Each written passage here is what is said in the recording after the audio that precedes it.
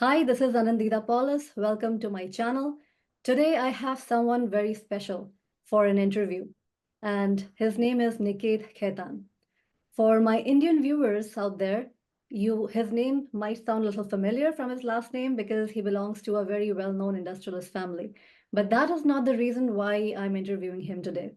So long story short, a few months ago in February of 2025, I happened to come across Nikate through a friend of mine who's also into consciousness and spiritual exploration. And I signed up for a workshop with Nikate. And that workshop had been on my vision board for years. So it was something that I was really looking forward to doing. And even though actually both me and my husband signed up for that workshop, and even though we are here in the US and he is in India, so we literally had to stay up all night long to attend that workshop, we had such an amazing experience. And we were so deeply touched by his wisdom and knowledge that I definitely wanted to bring him for an interview on my channel. So, and I really appreciate Niket for being here today because he just got off his workshop that he's teaching and he's right now on this call. And I just wanted to say a little bit about Niket and his credentials. So he's a residential trainer at the Monroe Institute, which is no small feat because I know that it really takes a lot of practice and a lot of experience and expertise. And they have really made it really hard for one to become a residential trainer at the Monroe Institute. They have a lot of prerequisites and qualifications that you have to meet. He is also a trainer, a Resilience Advantage Program trainer at the Institute of Heart Math, a human biofield tuning practitioner, aura photography practitioner, geomancy, and environmental energy field rectification practitioner. So welcome, Niket. And Thank you for having. so I want to get started with, your backstory. Like you belong to a business family, an industrialist family. So how did you get started into into your journey with spirituality and consciousness exploration? And how did what led to the creation of the Awareness Foundation? Okay, so we'll have to go back to the year 85, 1985. I come from an industrials family. We were into plywood, tire tubes. At one time, when we were in a joint family, we were one of the biggest manufacturers of tea in the world at that time. We were one of the biggest manufacturers of plywood in India, along with teak veneer, etc. And what happened in 95, my father bought this piece of land to construct a bottling plant in relationship with a company called McDowell's, which is one of the biggest liquor companies in India. But they were starting off a soft drink brand. They were starting with soft drink brand. So we were wanting to bottle the brands for them. I didn't have any clue about these sciences like Vastu and energy fields, etc. at that time. But looking back today, I know that that land was contaminated. So my father bought the land in 85. In 86, we had to get out of our tire tube unit, which was in partnership with CEAT, a large tire company, one of the largest tire companies in India. We had to get out of that unit. Then in 86, we got that unit out. 87, we had to get out of our entire plywood operations. We had two units for veneering in Nagaland. We had a very large, at that time, a very large plywood unit in Margarita, in Assam. And we had the teak veneering unit in a place called Gondia near Nagpur. We had to get out of the entire operations with a real return of a pittance. And that's when I got into physical Vastu. So we call these Vastu consultants, which come normally from South India, and they believe in physical Vastu. So breaking and making. Everyone, I mean, they come into your house and they tell you where your kitchen should be, where your puja should be, where you should sleep, where you should eat, etc., etc. And if things were not in the correct place according to them, they made you shift around. So this happened to us also. We shifted rooms. My brother went into my children's room. My father went into the drawing room. I went into my sister's room, etc., etc. We had a large lawn at the back of, in the southern side of our plot. They made us make a wall just 10 feet away from the building. So we lost the lawn, and all sorts of things happened at that time. Now, whenever I ask them any question, why are you asking me to do this? They said it's written. There is no reply. And then I met this gentleman in the year 1993 who was talking about energy fields using an instrument called the Lecker antenna. And he was able to actually explain to me what was the reason why we wanted to do something. His methods were very effective in the house. Relationship improved. We became calmer. We were more stable. But his methods didn't work in that land which my father had bought, and we had constructed the soft drink unit. And ultimately, we found after about 2 years of working with him, we found that the land was contaminated, and there seemed to be some other entities over there which didn't allow things to function. So we called in another person who was dealing in this kind of systems, and he did a puja there in in the plant, and in that thing, the stark thing was that he asked me to take a bucket of water. He gave me a bucket of water, and he asked me to sprinkle that water all over the unit. And it was the month of May, and at that time, the month of May was scorching hot, and he told me I had to do it bare feet. So when I started, I took the bucket. I thought my feet are going to, I'm going to get blisters, and my feet, I'm not going to be able to walk for a few days. But nothing happened to my feet. I went all over the plant. But what happened was while I was, throwing the water out from the bucket, I cut my hand from here to here. There was a cut here, and I was dripping blood in the whole plant. I think the land wanted the blood. And we had been trying with all sorts of people to make joint ventures for people to take over that unit since it shut down in 88. In 88, that unit shut down. It started in 87, and then we had to literally shut it down in 88, 89. We went into an agreement with McDowell's to take it over. The agreement was actually ready for signing, and then they renegated on the agreement. We talked to Coke, we talked to Pepsi, we tried Country Spirit bottling, Cadbury Schweppes, we tried everything, right? The discussions used to go to a certain extent, and then everything used to collapse. And we even told the institutions from whom we had loans to take over the unit. They didn't do it. But after that puja, the next day the institutions took over that unit. Okay, so after the puja was done and the unit was taken over, that's when I really got interested in taking this energy field thing forward. And I really started working with Mr. Prabhat Poddar, and we developed a lot of symbols, etc., which helped in rectifying the energy fields in various spaces, etc. In the meantime, I also developed, in fact, in 93, we were the second city to start pranic healing. I organized the first few workshops in Calcutta. It started in India in what was known that time as Madras, now known as Chennai. Pranic healing actually came into India through Chennai or Madras. Yeah, so after the factories, etc., were sold, and I got in touch, started working with Mr. Prabhat Podar. I felt, and there was no other income source. So, technically speaking, I got into this because there was no other income source, and we were getting good effects from what we were doing. And that's what really drove it in the beginning. But I was having fantastic experiences with the energy field rectification process. Of course, the base of those experiences that I was having were in the other practices that I had gone through, like pranic healing, Reiki, acupuncture, sujog, etc. In fact, I was the one who actually started doing the pranic healing programs in India. We were the second center after Chennai, or Madras as it was called at that time, in the year 1993. And I really started using the pranic healing processes, doing the meditations, etc. which allowed me to deepen my own meditation process. Of course, in a few years' time, because of certain effects that pranic healing was having on people who were using the process, I dropped using pranic healing and developed my own method of going into a deep meditative state.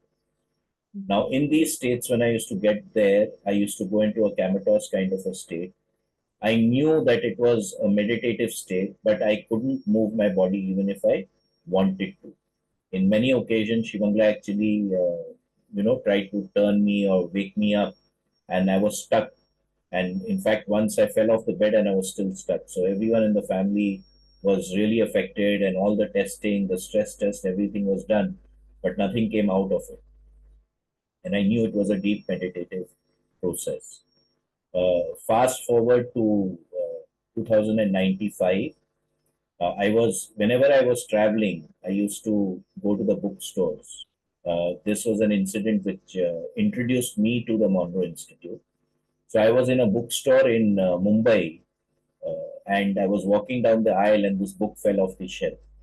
And it turned out to be Robert Monroe's Journeys Out of the Body. And when something falls off the shelf, you buy the book. So I bought the book. I read it, I think, in 1.5 days.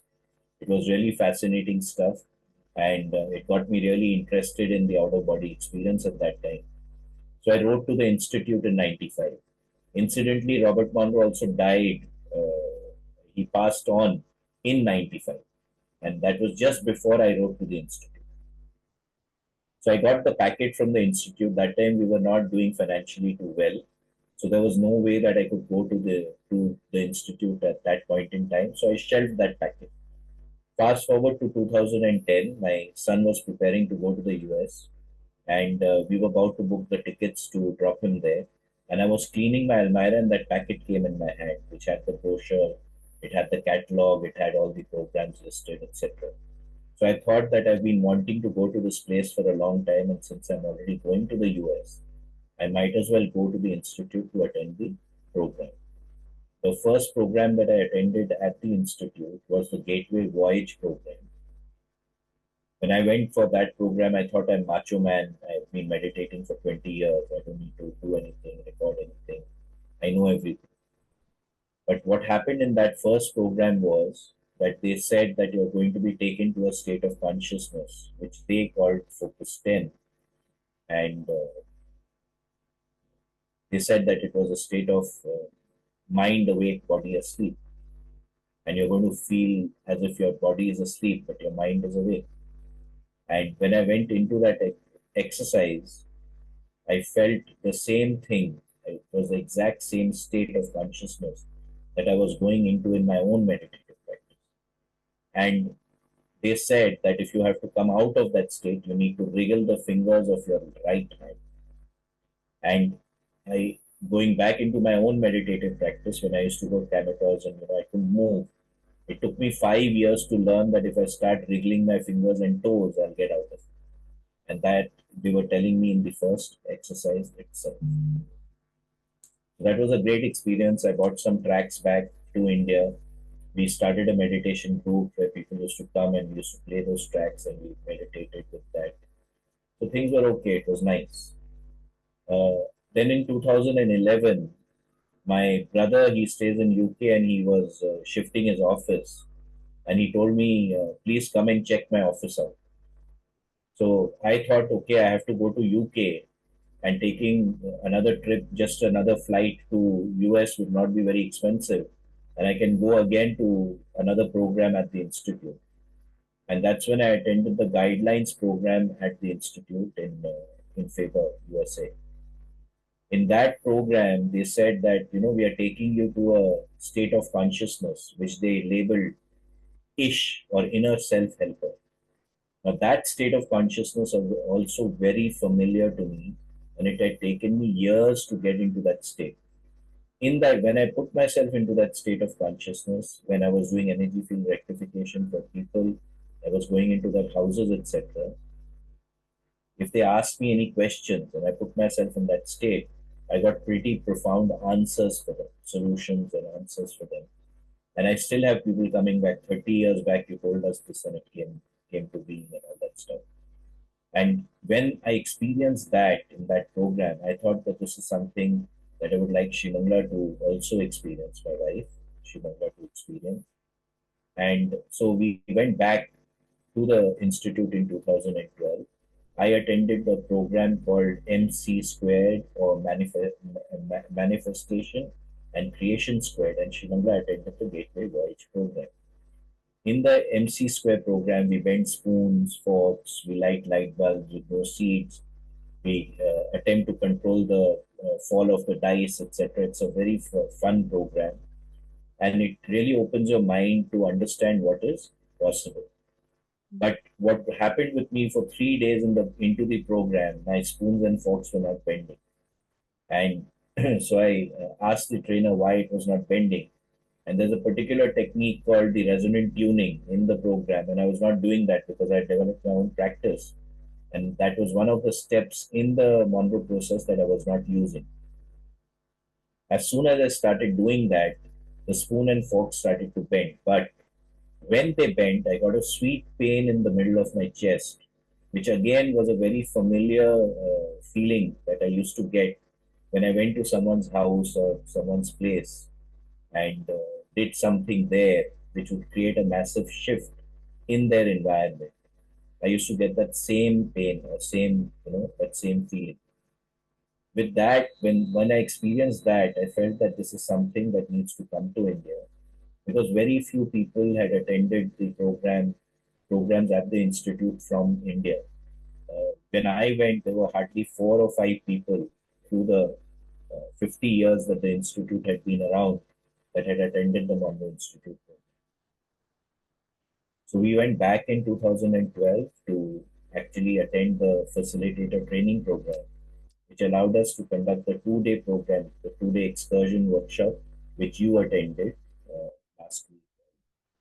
Actually, I attended the Gateway Voyage program. Oh, you attended Gateway directly? Yeah, Yeah. sorry. But we started running the excursion workshop Mhm. in 2012. And the Gateway Voyage, again, I had to go back 3 or 4 times to the institute for the training to run the Gateway Voyage. And since that, then we started the first Gateway Voyage in India in 2015. Since then, I've been going to the institute every year, once or twice. The attempt is to bring most of the programs. In fact, we're now running 6 of the 5-day programs in India. We're running 4 of the 2-day programs. In fact, 5 of the 2-day programs, and a few other programs from the institute. I think the Monroe process allows a person to really touch a deeper state of their own consciousness. I think it's the easiest way to get into these states. What took me 25 years to do, you actually achieve it in the 2-day program itself. And then it's the deepening and the more, it's the more the subtleness of these states of consciousness that you can achieve using this technology. So there's a question that I ask all meditators. Uh, when you meditate, do you know where you go? And believe me, I see blank faces because really no one knows where they're going. And the next question I ask them is that, can you use that state of consciousness? Again, I get blanks there. And that's the real beauty of the Monroe process. You know exactly where you're going, and you learn how to use those states of consciousness that you are going to. So that was my story about the Monroe Institute, our connection. Anything Awesome. else? Yeah. That is a really interesting and inspiring story for sure. And when did you create the Awareness Foundation? Yeah, so the Awareness Foundation creation was a special thing. What happened was that when I came back in 2012, 2010 from the institute, we had bought those CDs, and I actually tied up with another group of people, another organization, and these people were having meditations all over Calcutta. So they had started with one venue, and then they started having meditations in 5 venues. And since I had my meditation practice had taken a deep dive, right? It was not running properly. I felt that this is a nice way for me to start getting into meditation again. So I used to go to all their centers. And whenever I was there, we used to play the Monroe tracks. And suddenly one day I was told by this organization, I had no intent of, creating awareness or anything like that. So they said that the people are connecting with you and not the leader of that organization. So they are going to stop doing the meditations at my place. We started meditating at our place also. And that really hit me because just 2 days before, I was told by the person who was really running things in Calcutta that when you are there, people have a better experience. So so I turned around to Shimanga and said, okay, these guys are leaving, but I'd like to continue the meditation. And it may be that only two of us will be there. Are you willing to continue? She said, yes, we will continue. And I remember the date exactly on the 17th of September 2012. I was sleeping and I was woken up from my sleep. I was actually, someone came and shook me. And I'm seeing in front of me awareness. And then I'm told, go and start the Facebook page. So awareness actually started on the 17th of September 2012. And later on, of course, we made it Awareness Foundation and part of our charitable venture, which is called Parmeshwari Devi Memorial Trust, named after my great grandmother. We made it a division of that trust. So basically, all the programs, etc., that we do goes into the trust, and all the resources are basically used for two things. My father's charity work. He's very interested in. He's very passionate about eye operations. He's actually created or has initiated or been very instrumental in the creation of 14 eye hospitals in and around West Bengal, especially in the villages, etc. And also, we run a school in where our great grandfathers landed in a place called Chandil near Jamshedpur. And also, we use the resources for my further education and getting of equipment, etc. So, the entire resources that we generate from the programs, the energy field work, etc., is basically used for these things through Awareness Foundation and Parmeshwari Devi Memorial Trust. So, that's how Awareness Foundation came about. Wow, that's a really, really interesting story. Thank you so much for sharing. And coming back to your work with the energy field rectification, is that something that you need to do in person only, or is that something you are able to connect even distantly because energy is non-local? Yeah, so we can test things non-locally, Mm-hmm. but what I find is that if you want to do rectification, right, it becomes a little difficult to do remote because you have to do things at on the site.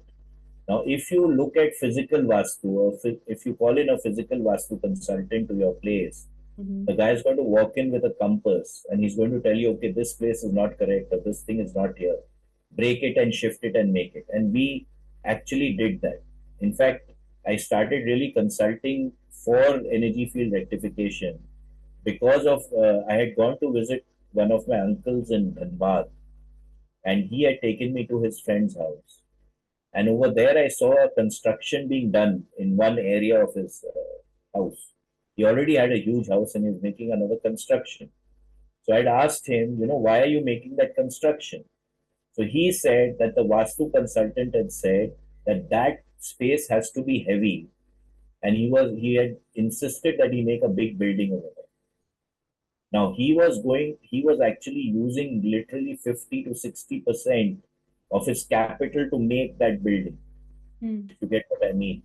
Now, if he's using 50, 60% of his capital to make the building, then what has he got left to do his rest of his business? That's what actually started me in, uh, consulting for people in this method. Now, when we look at the way that we do it, the way that we develop with Prabhatji Pudar and through my own visits, we've developed quite a number of techniques to do stuff. We don't we don't make you break or make anything.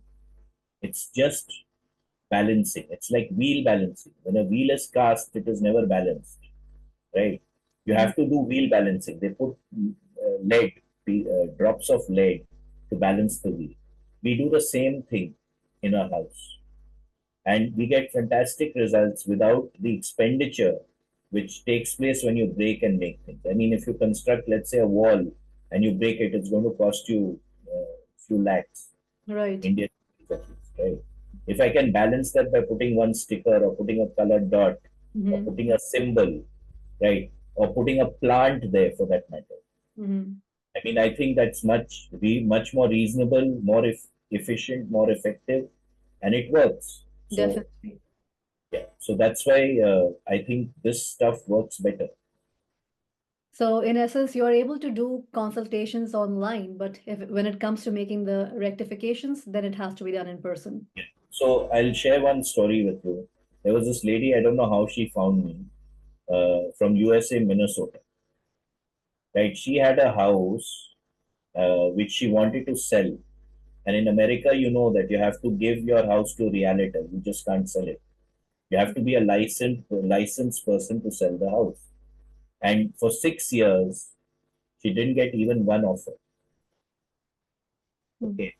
And I don't know how she found me. When she sent me her drawing, I asked for a drawing. I found there's a major block in her main door, the entry door to her house. I attempted to tell her what to do to rectify it, but it didn't work from here. So ultimately, she called me from India to America. I went to America and to her house. I put one sticker on the door, and that's it. In 6 days, she had six offers. On the seventh day, the house sold. Wow. For 6 years, she was not able to sell it, not one offer. Mm-hmm. Okay. Wow. What was basically happening was there was a block in the door, and when our bodies are very sensitive, so when the prospective buyers used to come to the door, their body didn't feel comfortable.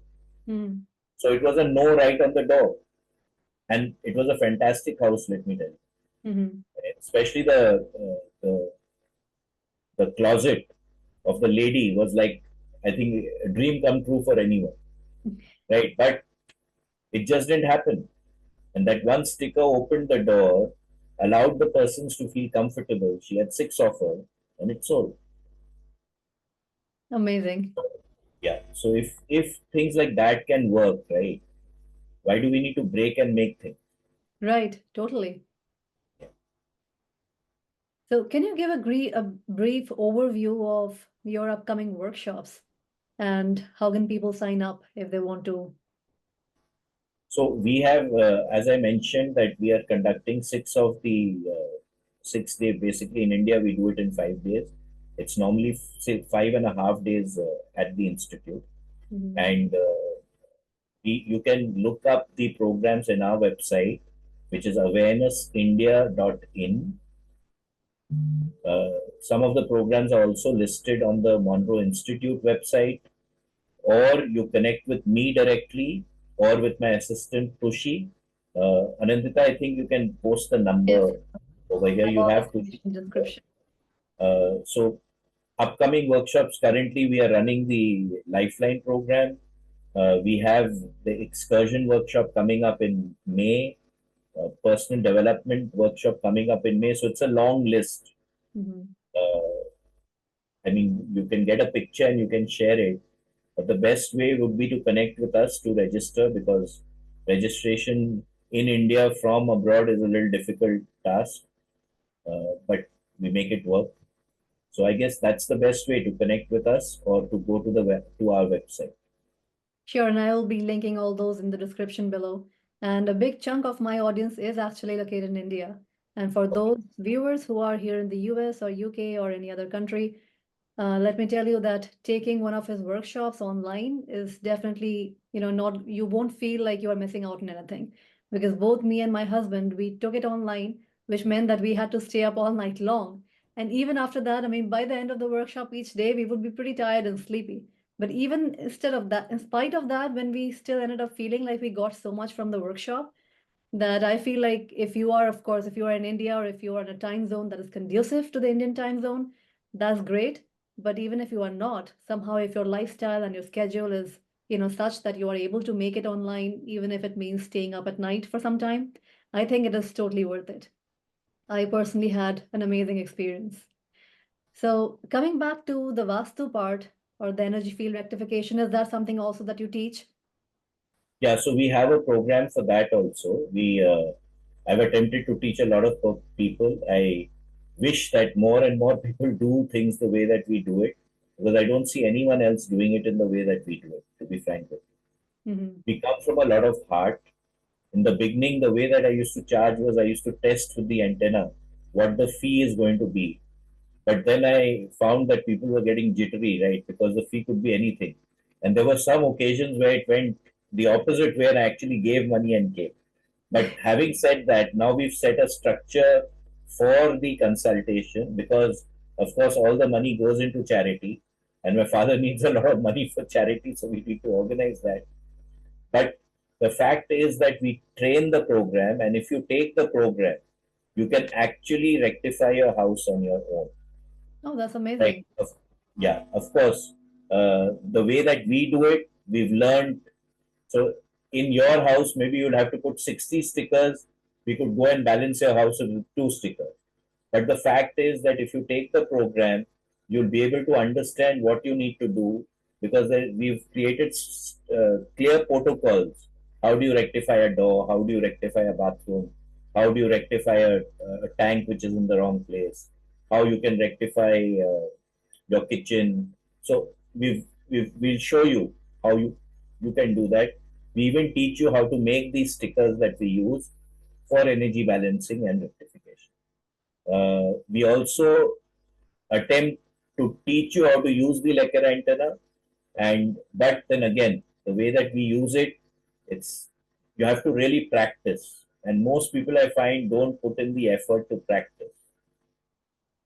We've also started using various kinds of pendulums to be able to detect energy. But in my view, the antenna gives a certain benefit, the pendulums give a certain benefit. But if we can combine both of them, then you get a much better effect in whatever you're doing.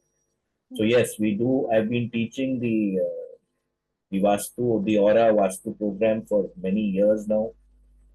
We've got 2 or 3 scheduled this year also. So if anyone wants to join, they're welcome to join. In fact, that is one of the programs that I have on my mind when I'm visiting India next time to actually take it from you in person. So hopefully I can make that happen next time I'm visiting. I'll be in touch. So the Aura Yeah, Vastu program is the same as the energy field rectification, same thing. That's what. correct. So I had the Aura camera. We got the Aura camera in '93, which was the Pro Gen Aura camera. I've taken tens of thousands of pictures. It allows you to really understand a person. It puts you in front of you. It like acts like a mirror. Unfortunately, the camera has gone out of order, so we've not been able to use it. But when I was using it, it really told a lot about the person. And many times, what I used to do, I used to carry that Aura camera when I used to go to visit someone's house or someone's premises. And the way we do it is we take a field reading of the place in various frequencies, and we get a SWOT analysis of what is happening in the place. So we get income expenditure ratios, whether people are getting along, whether what's the staff issue, productivity issues, whether people are happy or not, irritability levels, health issues. Just by doing the frequencies, we can get a lot of data. And what we used to do is we used to take the reading, we used to explain to them, okay, this is happening in your place. When we took the aura pictures, that's what showed up in the aura picture also. So that became a confirmation for us. The reason why I started the aura pictures was to be able to give confirmation to people that Right. what we are reading and what we are seeing is actually coming in the picture, which is an instrument, right? And Right. everyone putting their hands were getting different pictures. What was their attitude? What they were doing? What was going on with them? All those stuff used to start coming up. So that was a really fascinating process. Unfortunately, the person who was the creator of that instrument, he sold the company, and the guy who he sold the company to is not a very responsive person. So, it's become a challenge. And plus, the film that was being used, the film which instant photographs, that stopped being manufactured because of digital photography. That was another reason why we couldn't push rectifying the camera. But it was a fantastic process. And so this is a program that has to be taken in person, even though you're teaching a lot of workshops online as well as in person, but this one is in person The only. Vastu program, we take it online also. Oh, you We do it teach it online as online. well? We do it online. We teach you how to make the stickers online. The only difference is that when we used to do it in physical, we used to go to one of the participants' houses to show people what works and how it works. Online, we tell the people that okay, you take out a drawing and you tell us what is wrong and what you need to rectify, and what are you going to do to rectify that, whatever is not in place. And then we test online on screen, and they show us a door if it's rectified or not. We test online and do it. It kind of works, of course. It doesn't, because only one person is experiencing it in their house. We attempt to do it for 3 or 4 people, so that the our numbers are very small in the programs, and we don't have too many people, so that you can give one-on-one attention. But we attempt to get them to rectify their own houses as well, No, since that's they've amazing. learned the process of how to do it. I guess that's great for my viewers who might not be able to travel to India anytime soon. So that's really Yeah, good news. And me personally, I'm also a real estate agent. So I think this rectification and learning all this would be possibly a very great add-on service, something that would help selling homes faster. yeah, That's great. maybe. And my final question for you would be, if a beginner who's just looking to get into the spiritual path, maybe have some kind of a meditation practice or some other spiritual practice, but they're not quite sure how to get started or where to get started, and maybe they're watching this interview right now and they are interested and curious about one of your programs, what would you suggest that they start with? So I would suggest the excursion workshop, which in America they call it Exploring Consciousness. It's a 2-day program. I think that program really starts you off in your journey. It's basically the first 2 days of the Gateway Voice program that you attended, but it puts you in touch with focus level 10 and 12, which is called, as I mentioned previously, focus level 10 is mind awake, body asleep, and focus 12 is expanded awareness, which allows you to tap into your intuitive abilities. It takes you into a deeper state of meditation. And the Monroe process is very simple, very gentle, and it really supports you. It just picks you up and puts you in that state. And it's pretty phenomenal. So anyone who really wants to just start meditating, I think that's the best program to join. Amazing. Well, thank you so much, Niket, for your time and your energy and sharing your wisdom and knowledge. I really appreciate you having, being present here in spite of having such a busy day, but making time for this interview. And I look forward to talking with you again and taking one of your next workshops. Thank you so much, Anand. It was a pleasure having you in the workshop, and we will be in touch. You're part of the awareness family now, so Yes, we'll always be in touch. Thank for you so sure. much. Thank Thank you. you.